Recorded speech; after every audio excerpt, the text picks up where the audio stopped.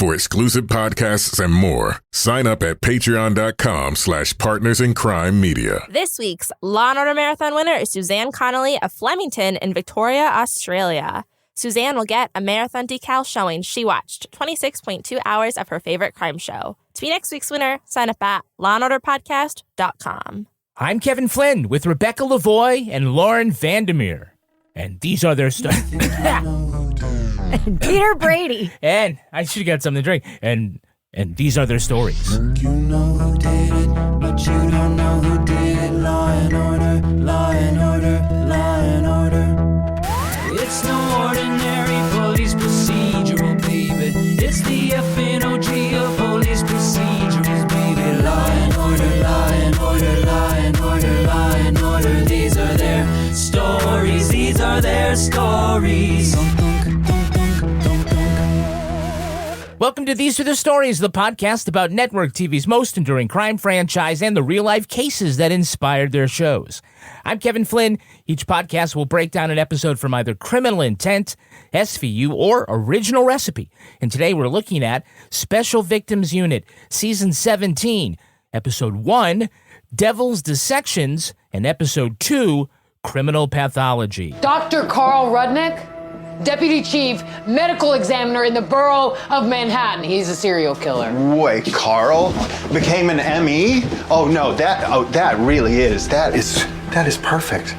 He never liked people. Joining me to do all that is true crime author and the host of Crime Writers on and Netflix's You Can't Make This Up podcasts, Rebecca Lavoie. Hello, Rebecca. So happy to be back, Kevin. Thanks for having me. Well, also back is our special returning guest from the Drinks with Death podcast. It's Lauren Vandermeer. Hello, Lauren. Hello. I'm so excited to be back. We're excited to have you. So I'll give you one Law and Order character to have a drink with. Who are you taking out, and what are you drinking? Oh, shit. That's a good question.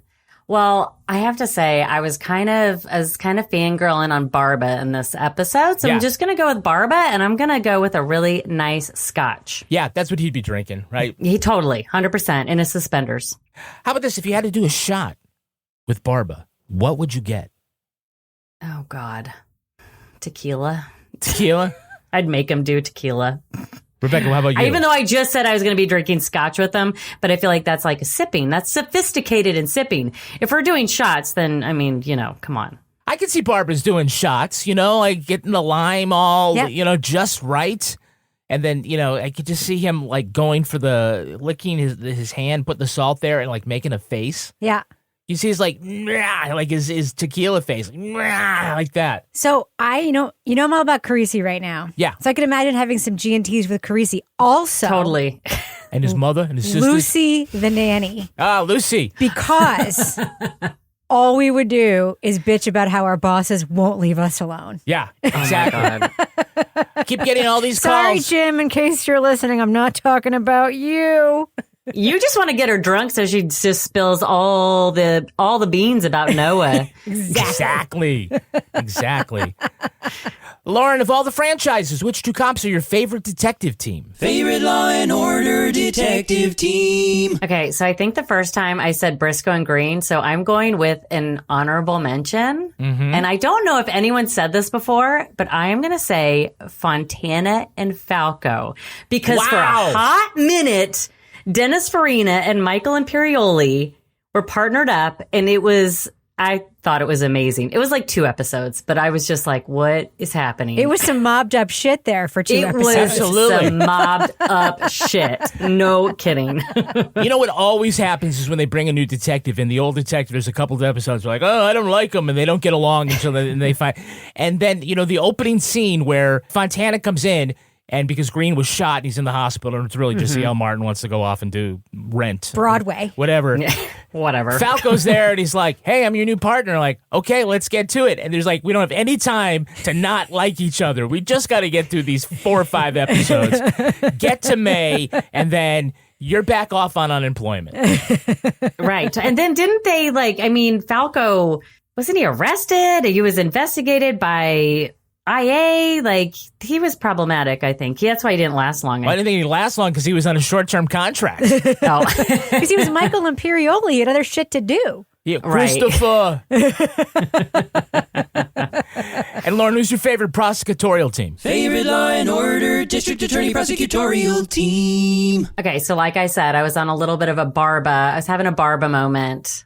But, and I don't think this ever happened, because this is kind of, after season 18, whatever, I started to fade out a little bit. Mm-hmm. But Barba and Carisi, would that not have been the best matchup? Did they ever team up together? Yes, they did. They did? They did. Well, one where he sat in on, I think were they going after the Chomo? I think so. And Barba seemed like so put off, for a little bit. But that was when we first got our little taste of little baby prosecutor Carisi. Yeah. The Barisis went crazy because yes, he's gone up against him. If they would have gone with that. Yeah, he has since gone up against him in court, and it was real fun to watch. Yeah, the costume department loved getting all of those vests. All right, now let's take a look at the first episode, SVU Season 17, Episode 1, Devil's Dissections. Well, though serial killer Dr. Greg Yates is in prison, the body of a woman washes ashore on the same beach that he dumped his 9 victims. Rachel Groves was dismembered, but medical examiner Carl Rudnick says otherwise. The wounds are consistent with a Yates killing. Timeline is too tight. This girl was a redhead, okay? He's never dismembered a body before this. We found skulls last time, Yeah, but Amanda. that was skeletal remains of decomped corpses. This is different. You know, his victims were never prostitutes. This girl is a Jane Doe. Amanda, I don't know what you're doing, but this isn't police work. Rollins visits Yates in prison, who denies killing Rachel. She was last seen leaving a shelter with a woman in a floor-length coat when Yates was already behind bars. The serial killer says the murder reminds him of a time in 2002 when another doctor asked his help after a violent fight with his fiancée. He points detectives to a townhouse where they find a mummified body stuffed in a suitcase concealed in a wall. Barba wants to charge Yates with that murder, but Amanda thinks he's got more information. After the privilege of a conjugal visit with his gal Susie, Yates says the doctor in question was, drum roll, medical examiner Carl Rudnick. Both he and Susie recall Rudnick's redheaded girlfriend Lena hasn't been seen since she returned to Sweden. Based on TSA video, Carisi thinks Rudnick left the U.S. dressed like Lena, then returned as himself. Plus, they tell Benson Rudnick's aunt owned a townhouse where the body was found. And when Warner double-checks Rudnick's autopsy, she says he left out stuff that might have pointed at him. Olivia and Rafa meet with Rudnick in the always being videotaped conference room to confront him with the fact that he never disclosed his med school friendship with the serial killer, or that the severed body he autopsied was his former fiancée. And after Finn and Carisi find wigs and women's clothes in his apartment, they arrest Rudnick for murder. Meanwhile, Susie has an old photo of Rudnick impersonating Lena that can incriminate him, and she wants to use it to blackmail him into getting Yates' conviction overturned. Once high-priced attorney Rita Calhoun gets Rudnick out on bail, he disappears, and so does Susie, until her dismembered body washes up on the same beach. Woo. Okay, that's the first 44 minutes. Question, though. Yeah. How did you skip the teenagers skinny dipping in the middle of the winter in Queens who discovered the bodies? They had it coming. That's what you get. Yeah. So, Dr. Greg Yates, let's just get you caught up on him. Here's the wiki, a serial killer who would paint his victims' fingernails green. Early on, he'd burn the bodies and leave them on the same New York beach. In a Chicago PD crossover, Yates kidnaps and murders their administrative assistant, Nadia Dakotas. Later on, he and Rudnick will work together to escape from prison through a hole in the wall, Shawshank style, for fuck's sake, and he'll later be shot by Chicago detective Aaron Lindsay. Okay, we got all that shit out of the way, so you know who he is. Rollins goes in all Clarice Starling and visits the serial killer for advice. Someone committed this horrific crime, and then he went out of his way to piggyback it onto crimes I've been accused of. That was my initial response. And the red hair. Gingers are anathema to me. I prefer brunettes, no offense. It's a long story. Gingers are anathema to me, he says. So offensive. It's so offensive for gingers. Your Honor, my client couldn't possibly have killed Carrot Top. Sorry, Fire Crotch. It's not your day to be murdered. I have a question about Yates. Yeah. Didn't John Cryer tell us that he was asked to play a serial killer in SVU at about this time? I think he was asked to play Yates. That would have been good. Yeah, would have been really good. You have to bring up John Cryer as the only other guest where we did a 2-parter. Yeah. And so, Lauren, you're in good company with not a serial killer, but instead a super villain Lex Luthor, John Cryer. Yep, perfect. Or Ducky, whatever the hell. Ducky, yeah, exactly. Team Ducky. So Benson brings in Brooke Groves to identify the body of her sister Rachel. And Rudnick opens the curtain and asks, whether it's her. When we were young, we used to dress alike. No one could tell us apart. Brace yourself. There's significant decomposition. First of all, she looks like an alien from the X-Files that they just put a Jessica Rabbit wig on. Just like a raisin. Yeah, she's green. So many things about this scene. Green. First it was like, brace yourselves as he's opening the curtains. Totally decomposed. And she immediately goes, that's her! Is this fuzzy moldy avocado your sister? Yes. Absolutely. By the way, just to note, they're identical twins. Right? Yeah. So someone just look over her and go, oh yeah, I see it. We're good. Yeah. we don't have to go flipper with the curtain. She don't need to see that. She does not need to see that fuzzy, moldy avocado with the red wig on. Just saying. Do you think it was just so they could have this scene where she clung to Rudnick in the dramatic Oscar-winning moment where she just grasped onto him and cried? I was like, what? Yeah. He's creepy as fuck. Why would you want to even get near him? Okay. Yes, and he's like, live people, ick. He's so creepy. That the first moment he ever appeared in a scene on SVU, I was like, that dude is a fucking killer. Yeah. No way. They did Wait not. for it. There you go. And so ends another 2-minute episode of Special Victims Unit. So they go to this townhouse where Yates describes what could have been a similar murder. And so they use the ground-penetrating radar on the wall. And they find something. There's something in there. I bet that's another Yates victim. So what, we ripped down the wall? Okay, go tell the owners that non-invasive search just became invasive. And those people are so upset they let the cops in their house. They're like, what kind of flipping show is this? I did not sign up for this. It's like, your special edition is a body. Let's see how you work that into the shiplap. Flipper corpse. Flipper corpse. Yeah. I mean, did they not? I know that they went there and they asked the couple, permission instead of getting a warrant or whatever. Did they not look up who owned the house at the time Yates says this shit happened? He gave them the year. Why would you go to the trouble of cutting up a body and putting it in a suitcase if you're not going to take it somewhere? Right? You put it in the thing with the handle because you want to go with it. He was young. He hadn't learned yet. It's true. It's just, Put it in the suitcase or stuff it in the wall, but don't do both. Listen, the Barbie dream house has a handle so you could bring it to your friend's house, right? And right next to the Barbie elevator, there's a little place to stuff a corpse of Skipper. Tear off the head, stick it in there. No, it's Midge. It's Midge. Midge. Do you think he wanted to carry the suitcase to Yates's house and be like, I brought my Barbie suitcase? I'm just kidding. All right, we have a couple of Hey, It's That Guys. Hey, it's that guy. We do. Yeah, who's playing serial killer Greg Yates? I could smell her. Okay, Doc. No, really, I could, and it wasn't the sex, and it wasn't the hormones, it was her fear. It has a very real scent, like ammonia. Who is? That gentleman is Dallas Roberts.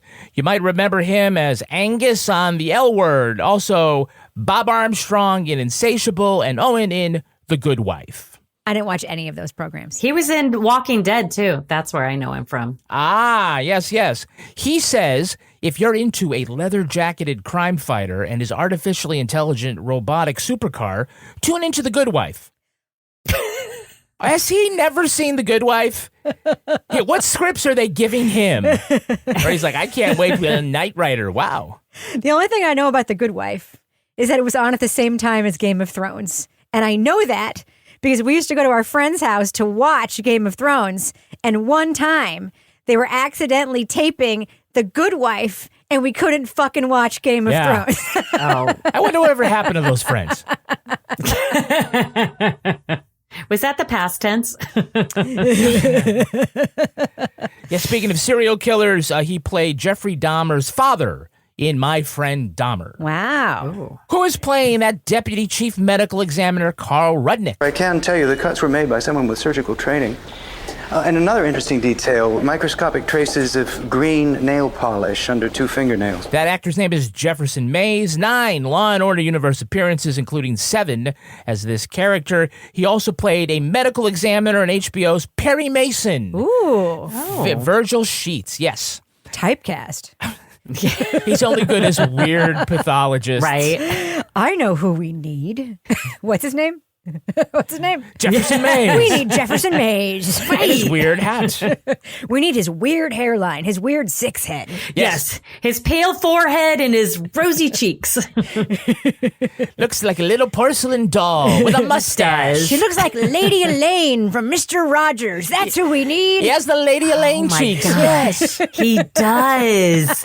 Oh, I knew he was creepy. Okay. My favorite lesbian puppet of all time. So inclusive, that So the neighborhood of inclusive. make-believe. Is this because I'm a lesbian? So Jefferson Mays won a Tony Award for the show I Am My Own Wife. Oh, Yeah. prophetic. Prophetic. He also Right? played 50 different characters in a one-man performance of A Christmas Carol, which is the perfect COVID casting call. Just you and nobody else. Okay. There's a little typecasting going on with this guy. Yeah. So speaking of serial killers, who's playing Noah?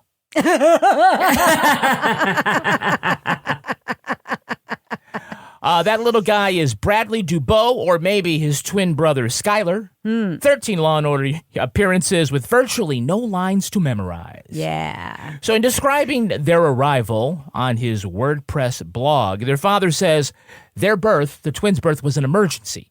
Their mom, Allison, left a, quote, blood trail from the bed to the bathroom when the contractions started. It's on WordPress. It works, right? When the ambulance arrived, the EMT said they would rush them to nearby St. Joseph Medical Center in Yonkers, but they refused, saying they had to go to St. Barnabas in Brooklyn. And the EMT said, no, it's St. Joe's. You have to drive yourself to St. Barnabas. And they're arguing. In the meantime, Allison is bleeding like a stuck pig. And for some reason, a second ambulance shows up and says, okay, we'll take you to St. Barnabas. And then the first ambulance says, fine, we'll take you to St. Barnabas. And then they got to wait for an ASL interpreter from mom who uses sign language. And then the babies were born. By the way, do you know what the sign is for push? It's just this, hands out, like you just push like that. Amazing. But in the delivery room, it's this. You know, some things don't have to be blogged, Dad. I'm just saying. The blog has 2 entries. There's the a reason- entire blog. It stopped there. It's like, why go further? There's a reason why it's called mommy blogs and not daddy blogs. Exactly. I just learned what that reason is. Do you think the casting director read that and was like, perfect, it's Noah. Oh. They can use this drama. We got our kids. Got them. Yeah. We have some repeat offenders. Repeat offender. The excellent Elizabeth Marvel is back as Rita Calhoun. We request ROR as the charges are on their face ridiculous. Delaney Williams is attorney John Buchanan. Your Honor, I intend to show a direct line between Ms. Frayn's pathological desire to clear her fiancé and the events that led to her death. Soprano star Vincent Caratola returns as Judge Al Bertuccio. Sustained. Jurial disregard. And Broadway dancer Bronwyn Reed is back as ever-reliable nanny Lucy Houston. Mommy and Noah will get a little time later. There you go, sweetie. Okay. All right. So, looking forward to the second episode. Any idea who that landlady was? No. Ooh. Terry's mute. Deaf, too. She used to write me little notes, if she needed something. But never a complaint. She paid her rent a year in advance. That's Denny Dillon, star of both Saturday Night Fever and Saturday Night Live. Oh. Who'd you play in Saturday Night Fever? She had some cameo. I don't know. I never watched Saturday Night Fever. I wouldn't call her How star. much research do you want me to do? In case I could ask the question. She was the shortest SNL cast member. Not like the shortest time on the cast. She had 13 episodes during season 6. She was the shortest at 4'11". Wow. Oh, wow. Yeah. And Denny was in HBO's Dream On and was awarded Best Actress in a Comedy Series from the Cable Ace Awards, which we can all agree are the trash Emmys. Remember the Cable Ace Awards? I mean, now they just have Emmys and they give shit to people on There cable. you go, exactly. Lastly, who is playing the corrections officer? Time's up, coming in. I don't know. The cock-blocking corrections officer. Oh, that one. Yes. Wait, is this the one outside the trailer? Yes. The stink trailer? I don't know. That's Stephen Tenner, 5 Law & Order Universe appearances. He's the former lead singer for an 80s cover band, and he said the band was too woke, so now he travels the country in a van painted like the Mystery Machine from Scooby-Doo, espousing conspiracy theories. Perfect. Fantastic. He says he's trying to cure people of sheepnesia. What? Yes. We're all sheep. Yeah. We're all sheeples. Oh, Lord. Sheeple. Okay. Got it. So here are some of his things on his YouTube and Thunder channel and Signal and Echo and Truth Social, of course. I don't think you know what Signal is, but tell me everything. I have no idea either. Vaccines are bioweapons. Yes. Trump is still the president. Yes. 100%. He says Biden is actually dead and replaced with a body double. Maybe. He says the inauguration was filmed in a Hollywood studio, just like the moon landing. Ooh. Yep. Insurrectionists were normal tourists. Totally. Yeah, and rather than pharmaceuticals, he believes in the power of frequency healing. Oh. Man, this is some heavy shit from a guy who couldn't stay in tune for Pour Some Sugar on Me. I think the writers are trying to amuse themselves a little bit here. So in order to get Yates' cooperation, he wants this conjugal visit with Susie. And I think the writers wedged in as many cum references as they could on network television. So many thoughts on this scene, too. All right. So when the moaning stops outside of the trailer, the guard says, "Coming in." Coming in. And then when Yates invites them into the trailer, he says, "Come in here." Yeah, I just did. Oh my God, this stinks. Yeah. Like, is that all you guys could think about is how bad it must smell in that trailer? It's the only Yes. thing I could think about every time I see When this he was scene. like, "Come into my prison sex lair," and they're like, "Okay." Careful where you sit. You finished moaning 3 seconds ago. Here we are. No. And they're all dressed. I know the corrections officer who believes in QAnon is going to be knocking on the door any fucking second. And then what's her name? Susie. She was all like, Susie. "Here I am, dressed." She's not a wrinkle on her. She's just like, "I'm out, dressed." Oh, lastly, when Susie asks them to release Gates, Finn says, "Come again?" Yeah, maybe with some more nipple action, I could come again. Man, so suspicious of Rudnick, they have Warner redo the autopsies, and she finds all kinds of mistakes. Cutting into live tissue always causes a vital reaction, markedly different from cutting into dead tissue. And there's no way an ME would leave this out or possibly mistake the two. No. Now, you want to tell me what this is about? I'm sorry, Melinda, I can't. This is an active investigation. Now think about this. She lost her promotion to a serial killer? How bad was her interview? It's as bad as any woman's interview ever is, Kevin, when they lose a job to a mediocre fucking white guy. That's it. The confidence of a serial killing white guy. Lord grant it to me. They do it. So it's an important point later, but when Barba has Rudnick visit the conference room, he makes a point to say everything in here is recorded all the time. So you know what is not recorded all the time? Any of the interrogation rooms in Law & Order. Shit goes down, people get beat up. That's not what I said. You know, how about the one place where you actually need it? Right, yeah. None of that is on film. Yeah. Yeah, none of the interactions between police and suspects either ever recorded. No, perfect. We don't Nobody need needs a body cam more than Elliot Stabler needs a body Exactly, cam. yes. Let's be real. Nothing that involved Elliot was recorded. Stabler needs a camera pointing forward and backward. Yes. Yeah. So they have 24/7 coverage in the room where they celebrate office birthdays. But now where the rapists are telling their stuff. That was a lie, by the way. Everything in that room is not recorded. They were just recording him. You know that was a lie, right? That was a lie. I believed it. They were just recording him, and the pretense was everything in this room is recorded to get him to say yes. That's how they got him to say. That wasn't true. You thought that was true? I thought it was true. I saw it later. They recorded everything. Everything that happened to him, they recorded. It was a super fancy conference room.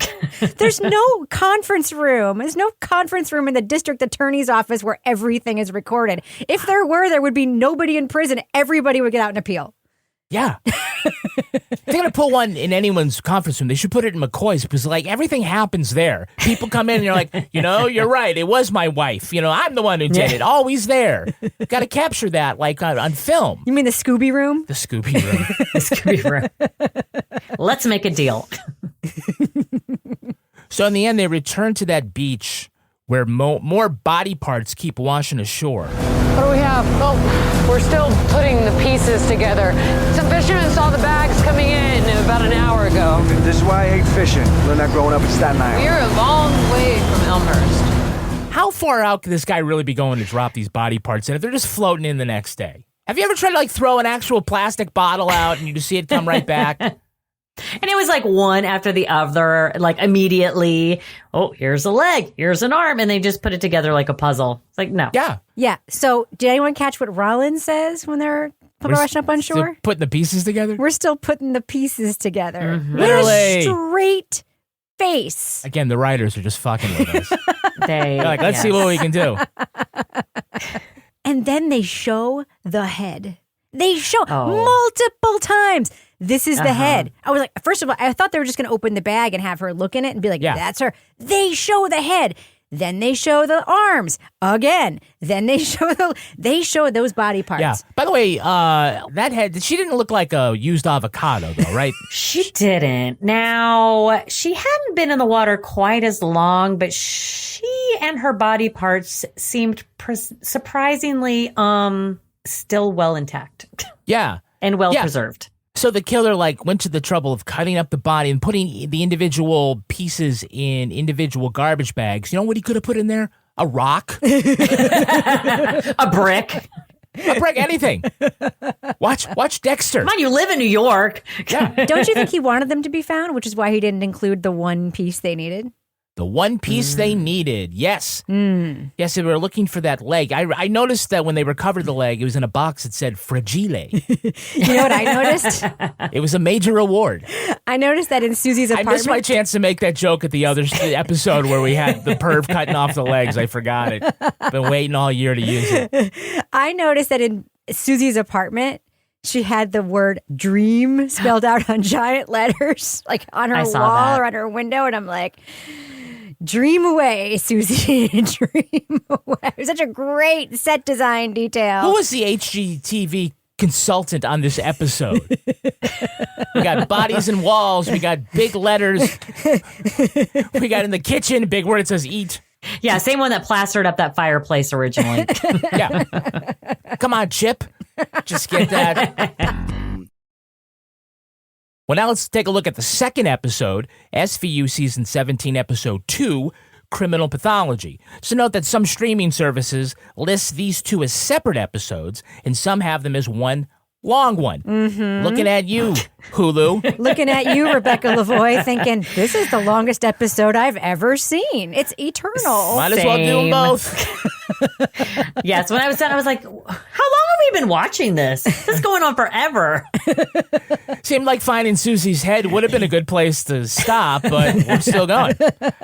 So Carl Rudnick is nowhere to be found, and Barba is flipping shit. No sightings, no traffic cams. Does everyone know he dresses in drag? We've alerted state troopers and the FBI. Oh, they already know.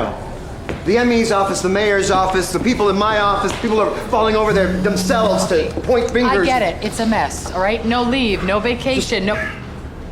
Yes? I'll hold for the governor. Benson learns the only part of Susie's body still missing is her left thigh, which could be the key to learning how she was murdered.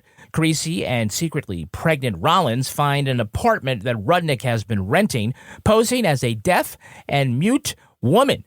Inside, they find Rachel's blood and get word Rudnick had been busted shoplifting in Syracuse, like so many of us.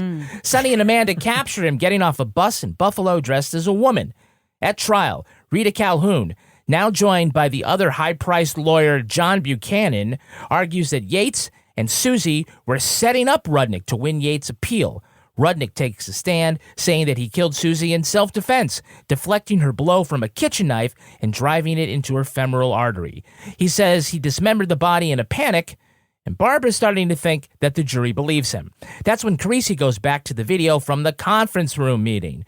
When Olivia and Barba left, he began talking to himself, saying he's going to have to kill Susie, just like he killed all the others. Confronted with the evidence, Rudnick pleads guilty to Susie and Rachel's murders. Rollins brings the news to Yates in prison that Rudnick went down for his fiancee's murder. That's when Yates hints the night Rudnick killed Lena that he provided more than just first aid. Disgusted, Amanda leaves, but the serial killer says she'll be back. In the very end, in the prison mess hall, we see Dr. Yates and Dr. Rudnick reunited, saying they have a lot to catch up on. Okay, so again with the writers here, any idea why this episode, Lauren, is called Devil's Dissection and the second episode is called Criminal Pathology?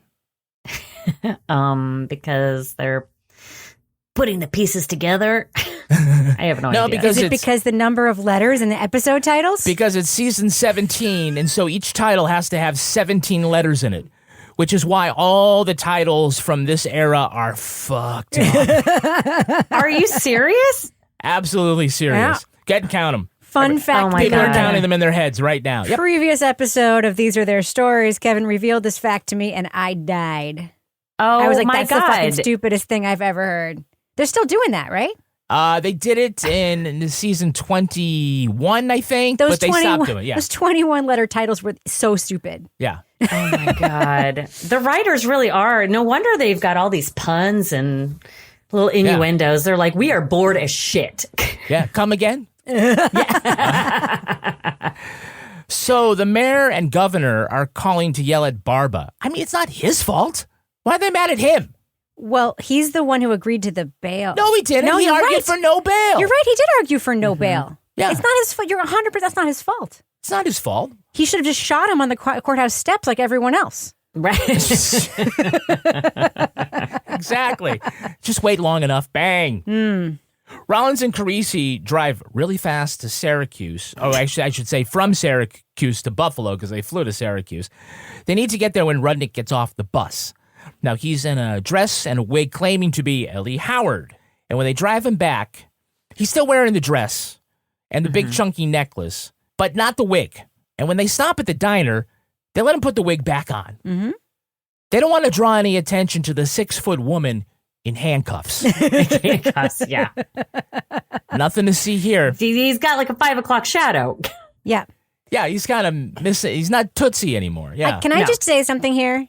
Because I just want to say there is no intimation in any way that Rudnick is trans. Correct. So Right. they use some very insensitive language over and over and over again in this episode. They don't ever explore any idea that he might be trans. So they're using words like cross-dressing and drag. I mean, He's in drag, yeah. So those words are only offensive because they never explore the possibility of whether or not he might be trans, right? Yeah, yeah. So I will say, though, in my head, when I saw them, when he put his wig back, I was like, look how sensitive they're being. They're letting him be his true self in that diner. I don't think that's why they And then did I it. realized, Rebecca, no, he's only dressing as a woman so he can kill people. Like that's why. Yeah. But then I'm also like, this is playing into every anti-trans person's fantasy. This is no good. Yeah.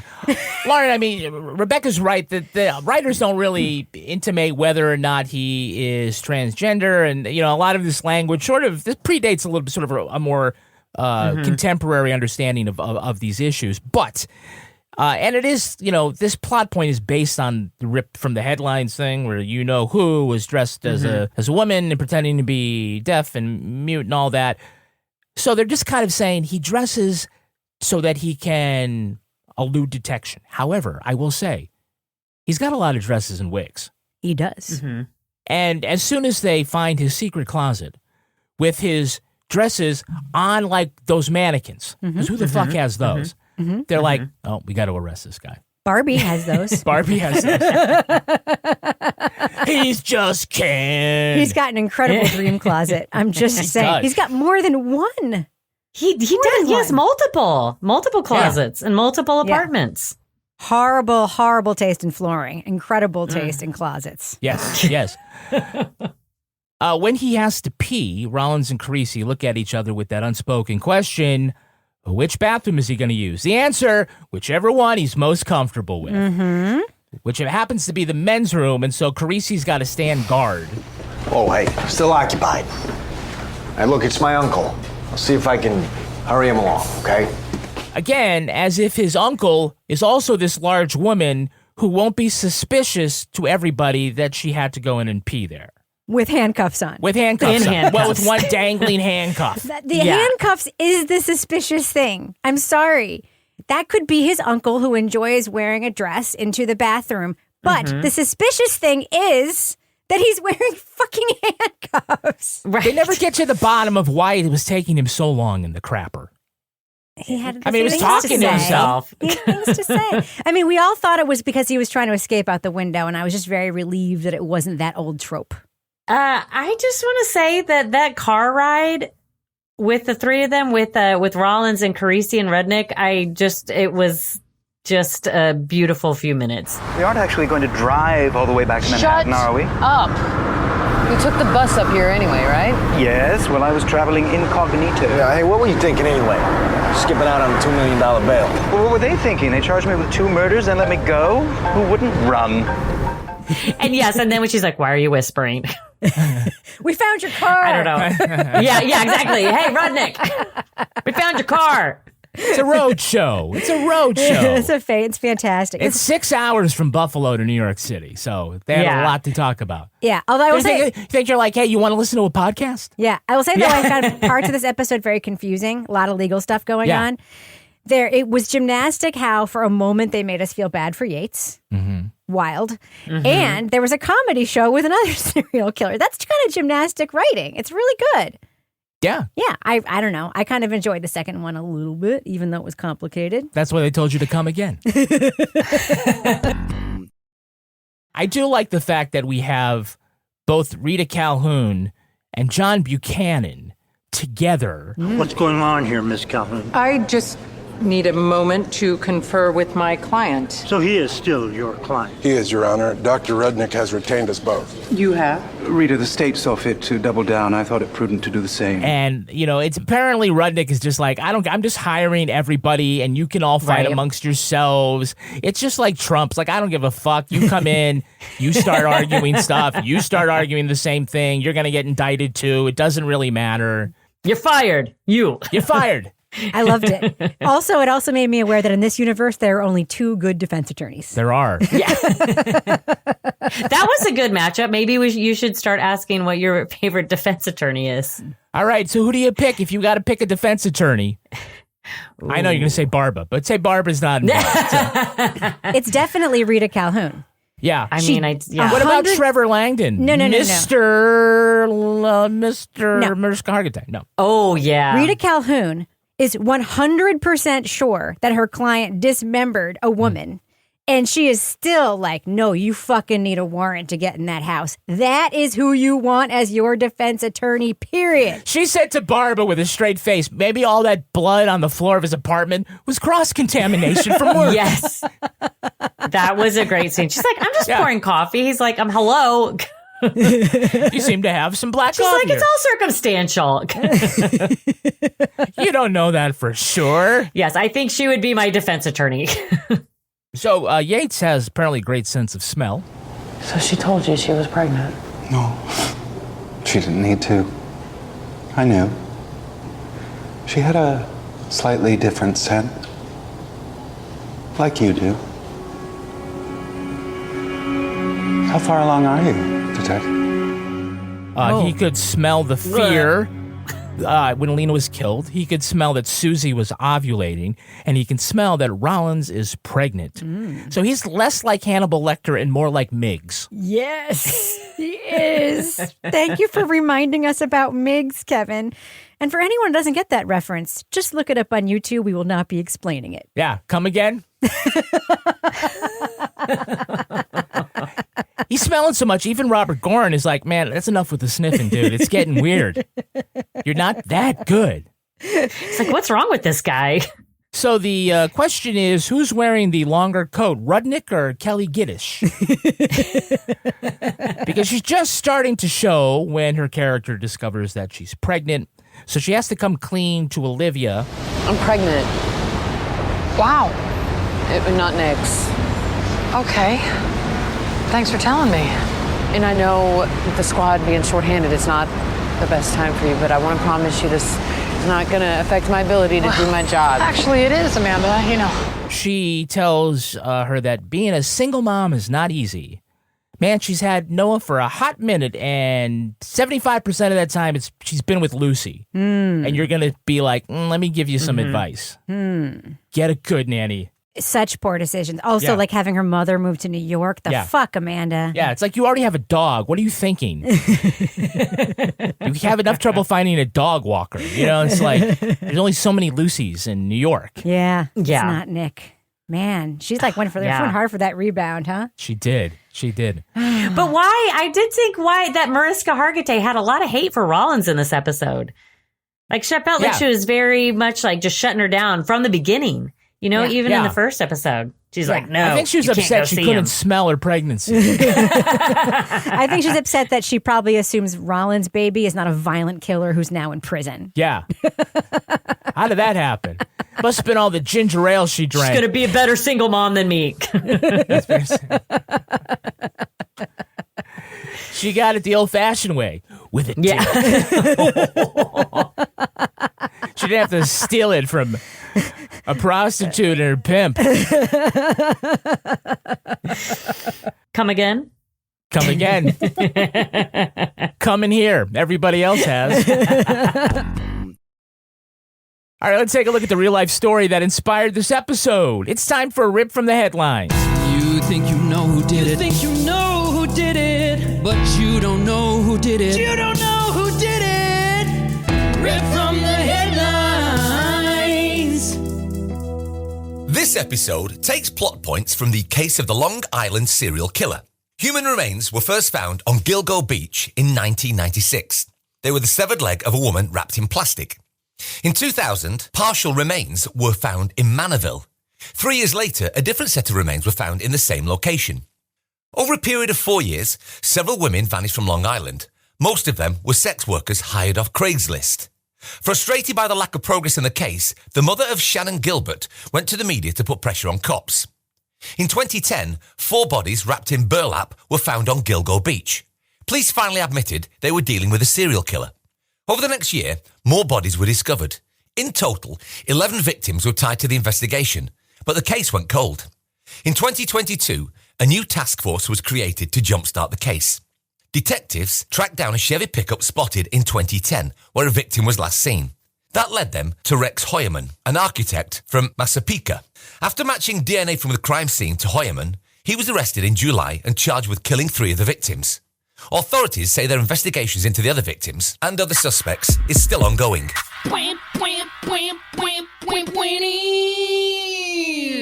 So episode 2 draws heavily on another rip from the headlines case. That's, of course, of Robert Durst. We know he was accused of murdering his fiancée and killing the landlady while secretly living as a deaf and mute woman in Texas, then dismembering her body and throwing it in the water and claiming self-defense and being acquitted. Also, he blurted out what seemed to be a confession during the filming of The Jinx. He died in January 2022. All right, Rex Howerman's DNA was finally obtained from leftover pizza thrown in the trash. Yep. Here's the lesson. Eat the crust. They would have gotten something else that he had eaten on the street. It's actually kind of incredible how they caught him. I mean, it was definitely some sort of genetic genealogy situation. They haven't really released that part yet. But they found his wife's DNA, and they were able to, his wife's DNA was found on a blanket on the bodies. Yeah, they probably believe the hairs was the transfer. Yeah, yes, and they were somehow able to connect his wife's DNA with him. So it's probably a genetic genealogy thing where they found who were her family, and they were like, okay, this is probably this person who's then married to this person, right? And then they had to have a chain of custody evidence of the DNA to prove it was his. And the only way to do that is to watch a person or be able to prove a person touched or licked a thing. So they followed him in Manhattan and surveyed his house until they watched him eating a thing and throwing it in the trash. And then they have pictures of it being pulled out of the trash. It's incredible. It really is incredible. Damn. Lauren, do you care that much about your trash? That's why you should compost. I'm just saying. There you go. Lick that dirt. That's right. I just read an article the other day that actually there are very, relatively few serial killers operating. Yeah. So these things are getting more coverage now generally because there's just many fewer of them. Yeah, I was going to say that the New York Times the other day had an article that this might be one of the last big serial killer cases. In the 1980s, there were 196 known serial killers working. Today, they believe there are 11 active serial killers with just a total, and I say just, a total of 44 total victims.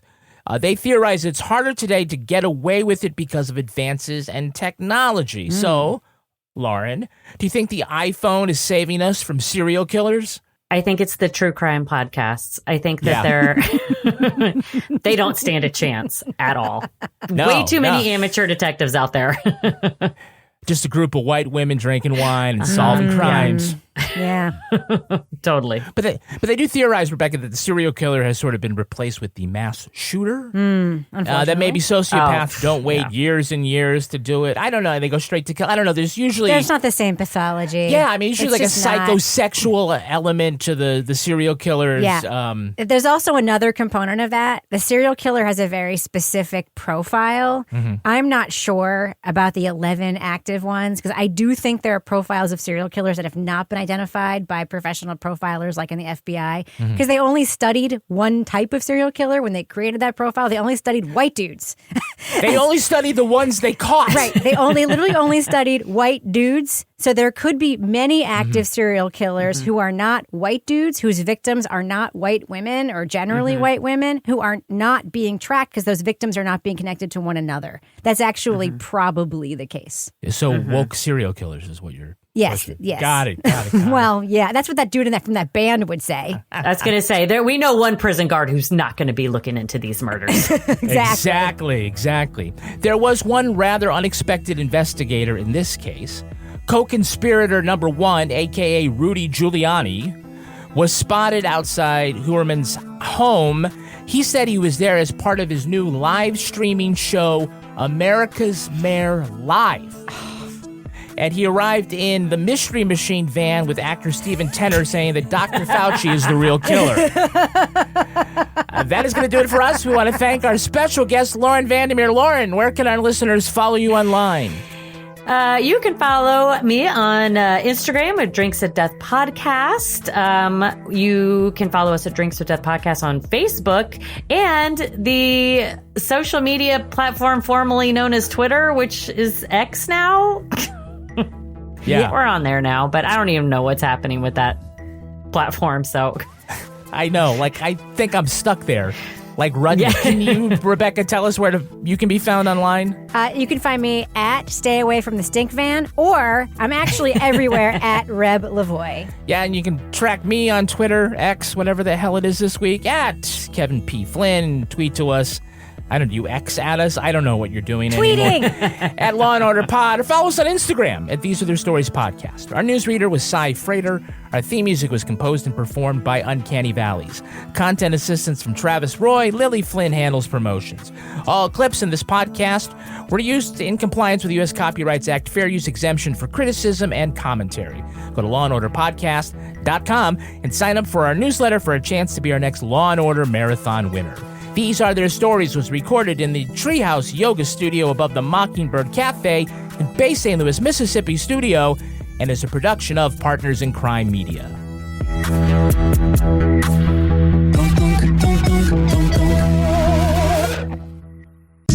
partners in crime media.